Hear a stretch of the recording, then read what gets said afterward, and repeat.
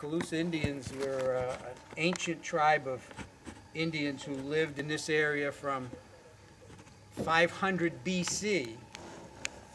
500 BC. How'd they get that number? How did we know that, huh? Yeah. To 1750 AD. Wow. So about 2,200 years they lived in the area. They did not live right here, so don't let me. You were all over. They were everywhere, but they traveled through here. They never had a village in this preserve right here. Okay. But we know that they lived along the Naples and Bonita shoreline. They were a shoreline group of Indians, and we know that they traveled through here because Lake Trafford, which is about in that direction, about 3 miles, okay, up near Immokalee. Lake Trafford we discovered a bunch of their canoes up there a few years ago. Really? Back about 14 They're years. probably worth a fortune.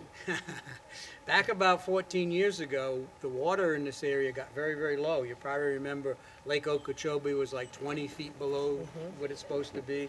Well, Lake Trafford went down about 14 feet below what it's supposed to be. And in the mud was found 26 Calusa canoes, all together like a little yacht club. They were all right in one area, and they were stuck in the mud. Now, we don't know how they got there. Did you pull them out? Well, I'll tell you that part of the story. We don't know how they got there. We know they didn't live there, but we suspect that probably what was going on was they were traveling from their villages in Naples or in Bonita, and they came up through here to do some fishing or some hunting, and they camped at Lake Trafford, and while they were camping, something terrible happened to them, and they ended up dying and leaving behind their canoes. They would never leave them behind on purpose because they were very valuable.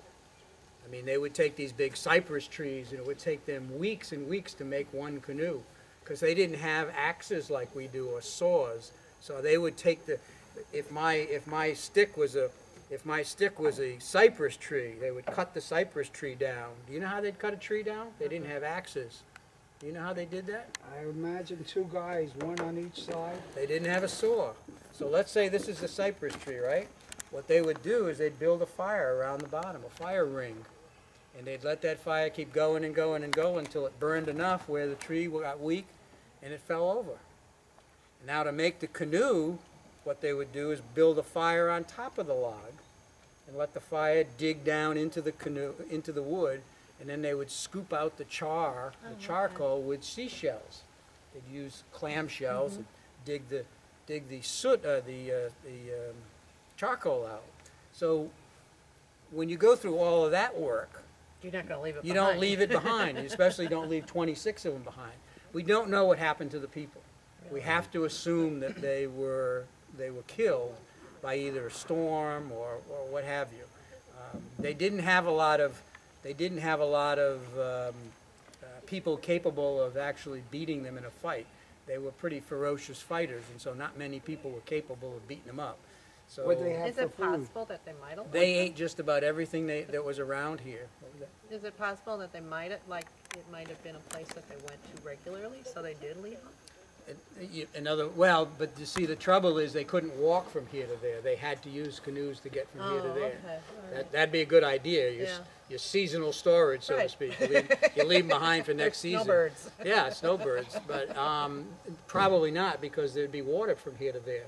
I mean, before the railroad got in here to build these trails we've been walking on, you would be walking around in what you see right now. Right. Right this time of year, that's about 6 inches of water down there right now. And a canoe will go through that? Yeah, they had their ways of getting them through. I mean, these things are about 25 feet long. They're very large. And he couldn't find museums or anybody interested in it, and so he just simply said to them, bring a bulldozer in and bury them, right where they are. Oh, wow. And so they're today, still you asked there. what happened to them, they're right up there today. Are they underwater now again? Yeah, they were covered with mud and by the bulldozers, and then when the lake rose again, now they're underwater again. So these 25-foot canoes, I have no idea what they weighed, but they had to be 1,000 pounds. I mean, it was nothing you moved by hand. Right. It went in the water or it didn't go. They used lighter canoes, but they made those out of gumbo limbo trees, and they were like one person, what we would call a kayak. They go out in today. the Gulf. Sure. Since they lived on the shore? No, they went to Cuba on a regular basis Did to they? trade with them, yeah. Yeah, they'd travel the whole way to Cuba. Now, what they would do there is take the larger cypress canoes and tie 2 or 3 together to create like kind of a raft or a catamaran, trimaran type thing to go the extra distance. Oh. But that was only so that one crew could sleep while the While the others other kept ones, paddling. Whereas if you're in a canoe with 8 or 9 people, you really can't sleep while the others paddle. So that was more, Yeah. make it seaworthy, etc. I mean, they went back and forth to Cuba regularly. So that's a little bit about the Indians. Any questions? Where'd they go? Where did they go in 1750? Well, that's a point of debate, Herb. Some people say that they were killed off by the Spanish who were trying to settle this area. In other words, they were literally just decimated and slaughtered.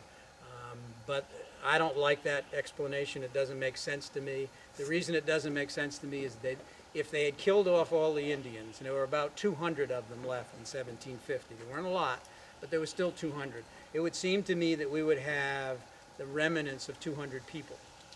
Their cooking utensils, their canoes, their huts, we have none of that. Okay, so that's why I don't like that theory. The theory that I've heard that I do like is the one that the last 200 people just said, I'm tired of fighting, because they had been fighting with the Spanish for 250 years by then. I mean, that's a daily thing with them. That every time they got up in the morning, it was another battle with the Spanish who were trying to take over the area. And the theory I like is that they got in their canoes and they went to Cuba. They were friends with the Cubans. They had been trading with the Cubans. And there's enough evidence that said that's in fact what happened. But with every person you talk to that has studied it, they probably give you one or two or three different answers. And the one that I like the most is they went there not because it's a happy ending, but because it makes sense.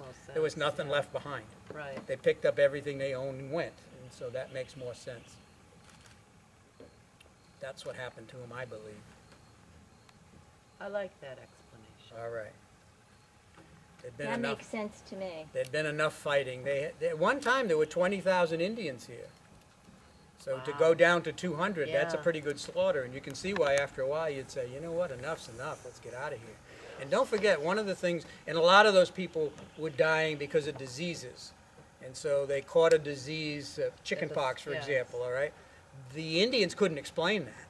They didn't know why their child or their grandmother or their uncle were covered with these spots and had fever and were dying.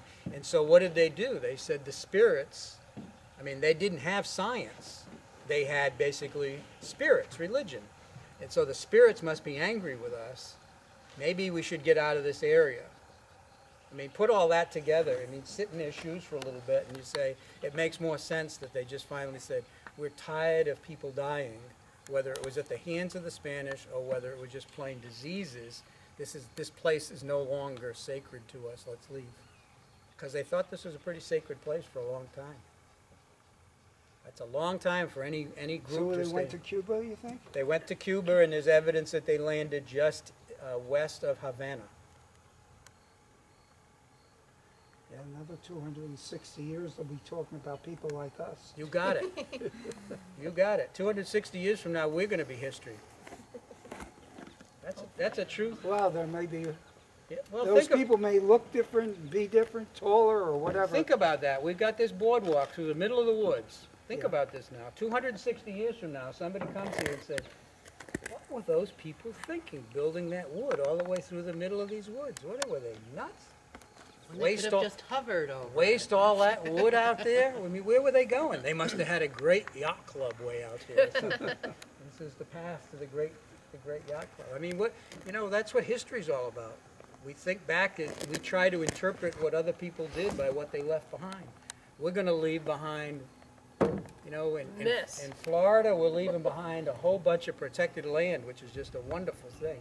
When you think about how many acres of protected land there are in southern Florida right now, you've got the Everglades National Park at about 900,000. You've got Rookery Bay at about 110,000. You've got us here with 70,000. And you got all the little places. You got Picayune, you got Fakahatchee, Big Cypress. I mean, when you start talking about it, you're talking about maybe, I'd never counted it, but I bet there's 2 million acres in preserve right now.